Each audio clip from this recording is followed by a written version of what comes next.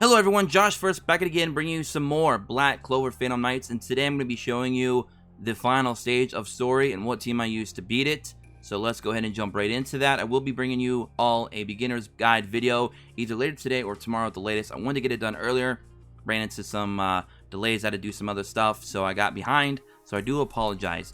I also wanted to make this video earlier in the day too, but hey, better late than never. And it's not really late because you never knew it was going to be early. Haha, there we go. So, Forest Path to the Abyss 5. It's going to be 6 cost stamina. Obviously, it's going to be on page 12, the final page of story mode available. I believe on JP they have 6 more stages, so perhaps maybe just 1 more page or 2, and that's it. So we're actually not too far behind JP on story. I don't know if that's a good thing or a bad thing. I'll leave that up for you in the comments to decide. So you can see here the recommended power is 5358, but the recommended power really isn't everything. I've actually taken down recommended power of 7,000 in the free quest. I've even struggled sometimes in story where I actually had more power than required and still somehow lost. So it does really depend a lot on not only your power collectively, but your team strat, like your team synergy, your formation, your leader skills, your gear, and all that other good stuff. So there's a lot that goes into that goes into your team build when doing these harder stages than just pure power. Alright, so you can see what we have here. We're running the Black Bull formation, which, you know, at this point, we've all talked about. The whole world knows about Black Bull formation at this point. And if you haven't, oh, brace yourself. You're going to hear about it a lot. Copper Bear. Copper Bear is one of the newer formations that I got recently. I believe I got it from, I think, panel 3 or 4, I believe, from the actual grand missions that you can do from your missions panel. It's a 5-star formation. It's really good for a tanky defensive type of teams, but what I really like about it is the actual formation layout. It's a cross shape, and which is perfect because I'm not running Leo anymore. The reason why I'm not running Leo as my leader, especially with Black Bull formation, is because I cannot pull any dupes of him. I've pulled 0 dupes. So he's still sitting, unfortunately, at a 4-star. And because he's only a 4-star, he's dying a lot now in these higher stages, and he's holding me back. Even with his amazing leader skill, it's not enough for me to warrant to keep him in the team. So I swapped him out for a healer. She's been doing fantastic on this team, especially when I swap over to the Copper Bear formation. The reason why I'm still using a Black Bull formation without that crit leader is because the Black Bull formation is still giving 4 out of 5 of my teammates the burst, which gives me enhanced abilities, damage, and stuff like that for 4 of my units. So I'm still going to keep that there because that in itself is worth running the formation, even if you're not making use of the formation's actual skill, which of course is crit damage up. Now the Copper Bear formation is really good because it raises defense up pretty good amount as well. So that goes very well with the fact that it's going to be putting my Black Asta straight up front and center in the front row. And he is an exceptional tank. We all talk how great of an attacker he is. We all know he's a nuker. He does all this damage. He can even take away buffs and stuff like that from the enemy. That's great. But what we don't really talk much about is his immunity to damage that he has, one of his skills, which makes him a super good tanker, especially if you have a really solid healer. That's just going to keep him healed up. He's just going to sit there and tank, and dish out a lot of damage. So he's a very good front row unit, and you'll see that in a lot of games where your DPS is also your main tank. But in Black Asta's case, he gives no F's about logic or about other games. He says, I am who I am, and I'm the only one of me, and I'm the best at it, baby. So, good stuff for that. And again, Yami's main skill now, Yami's leader skill is what we're using in this regard, is giving us attack up, defense up, speed up, and giving us wisdom up. And what I've recently found out about wisdom, thanks to our boy Phoenix and the actual Black Clover Phantom Knights Discord, was wisdom. The higher the wisdom is, the better your healers will heal, and the better your buffers will buff. So this works perfectly because now he's helping our healer out, and since he's in the center of the formation on a cross-shape formation, he's giving our entire party the leader skill and missing nobody. Nobody's being left behind.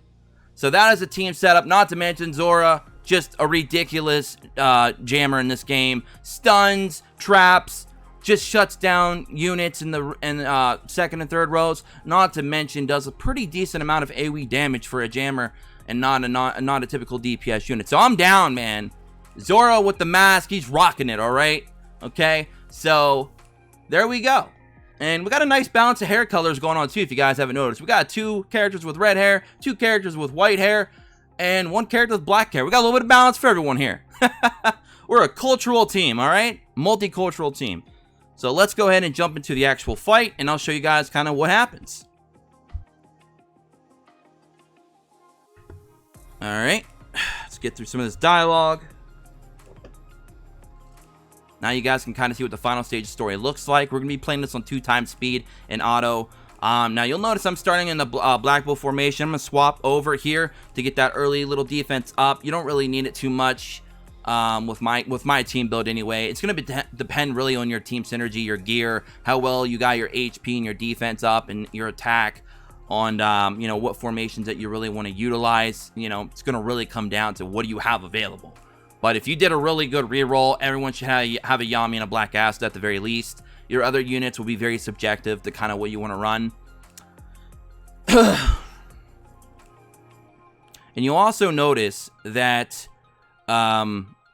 when we are in the non-Black Bull formation, you still get those bursts. I know I talked about it, I think, briefly already in the video, but I just want to make that point clear. If you are running 2 formations, no matter what, you're going to be getting that burst from one of those 2 formations or both, depending on what your characters are. So, for example, if 4 of my units are getting a buff from the actual Black Bull formation and I swap over to the Copper formation, I'm still getting the Black Bull burst. You'll even see it next to their names. It says burst. And you'll notice with Kahano, she doesn't have that burst because we're not running either formation that she's a part of. So there you go. That's kind of how that works.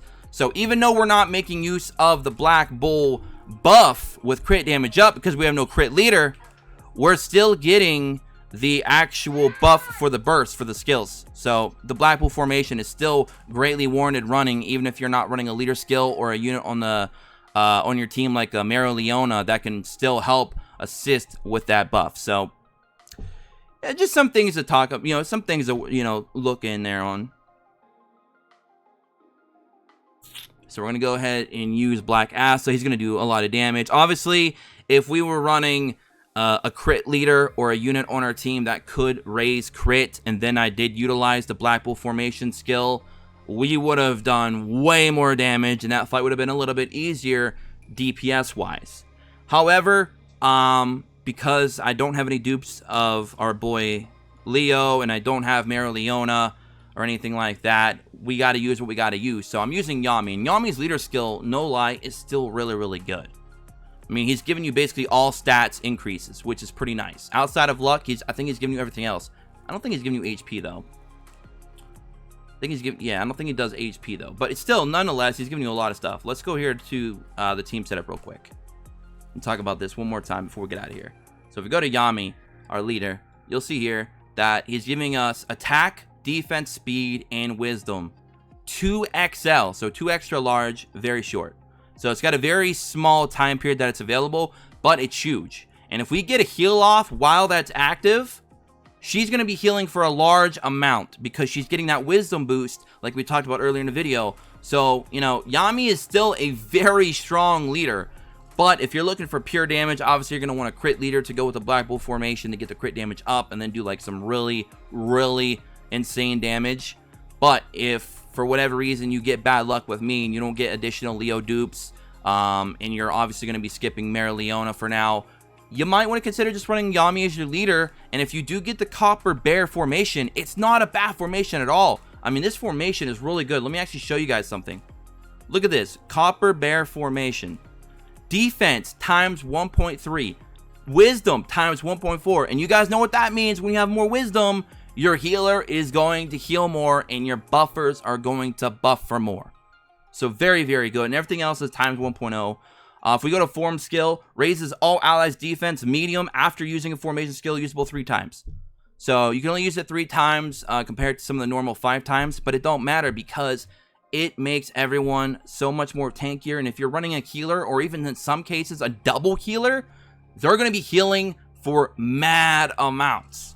Okay, we don't know the actual numerical statistics on how much more you're actually getting, but the fact that it's almost it's basically a 40% increase to wisdom is pretty huge. On top of the fact, Yami also increases wisdom by 2xl from his leader skill, so you're getting a lot of healing potential and higher buff potential from running the Copper Bear with a unit like Yami and a healer. So very, very good, guys. So that's my team comp. That's what I used. We also have some various relics and stuff like that. Relics are going to be very different from for a lot of you, depending on what you farmed or how far you got. Everyone's relics are going to look probably a lot different than the next. We did get our asset a 6-star. I'm still not done. The 6-star Grimoire board does take a little while early on. I'm pretty sure it'll become easier over time when we build up a lot of resources that we're sitting on. But early game, it does definitely take a long time to kind of get that done. So I'm slowly getting that done. Cannot wait to get his arcane level up again.